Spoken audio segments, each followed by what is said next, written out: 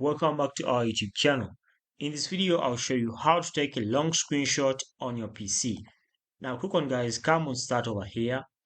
Now you shall utilize a simple tool in our PC which is called the snipping tool. Now this tool is almost in every PC. So go ahead and open it. Now once you open it guys, you have two options. This one is for the screenshot, then this one is for screen recording. Now we select this one for the screenshot. After that, we'll tap on New. Now, once you tap on New, you'll have to select the area for the long screenshot. Now, select the whole screen for this case. After that, click on Capture.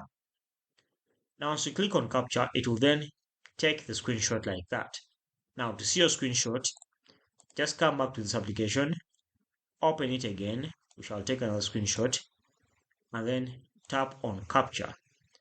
Now, once you tap on Capture, it will then take a screenshot and you'll find it in your storage. So thanks for watching guys. We shall meet once again.